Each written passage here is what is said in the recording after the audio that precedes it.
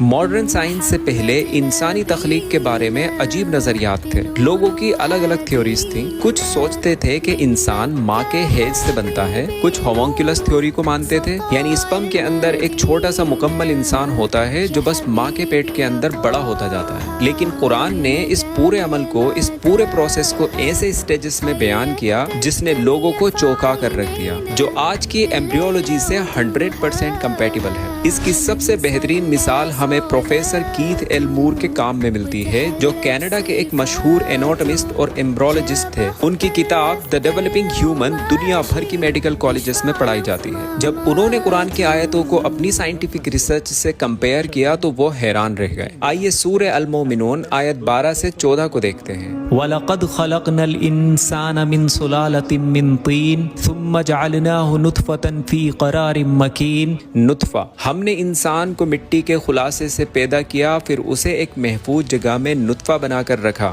یہ صاف طور پر اسپم اور اس کے پلیسمنٹ کی بات کرتا ہے. ثُمَّ خَلَقْنَا النُّطْفَةَ عَلَقَةً. علقہ، پھر ہم نے اس کو علقہ بنایا. یہ لفظ سب سے زیادہ حیران کرنے والا ہے، جس کے 3 مطلب لیے جاتے ہیں.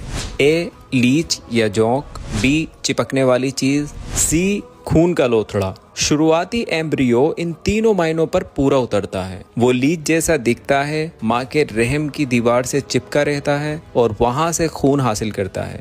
فَخَلَقْنَا الْعَلَقَةَ مُضْغَةً. مضغہ، پھر علقہ کو مضغہ، چبائے ہوئے گوشت جیسا لوتھڑا بنایا. پروفیسر مور بتاتے ہیں کہ اس سٹیج پر ایمبریو پر سومائٹس ورٹیبرے کے شروعاتی بلاک بنتے ہیں، جو بالکل دانت سے چبائے ہوئے گوند یا گم جیسے دکھتے ہیں. فَخَلَقْنَا الْمُضْغَةَ عِظَامًا فَكَسَوْنَا الْعِظَامَ لَحْمًا. عظم اور لحم. پھر مضغہ سے ہڈیاں بنائیں، پھر ہڈیوں پر گوشت چڑھایا. یہ ترتیب بہت امپورٹنٹ ہے. پروفیسر مور کے مطابق ماڈرن ایمبریولوجی ثابت کرتی ہے کہ پہلے ہڈیوں کا ڈھانچہ بنتا ہے اور پھر مسلز اور گوشت ان کے چاروں طرف بننے لگتے ہیں. ثم انشأناه خلقا آخر فتبارك الله احسن الخالقین.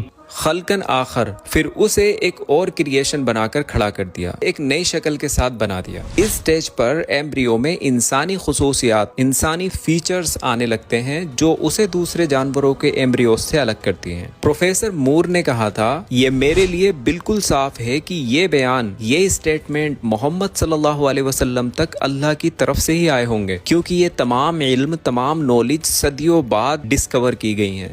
Muhammad could not have known these facts about human development in the 7th century because most of them were not discovered until the 20th century. Muslims and others are justified in concluding that these facts could only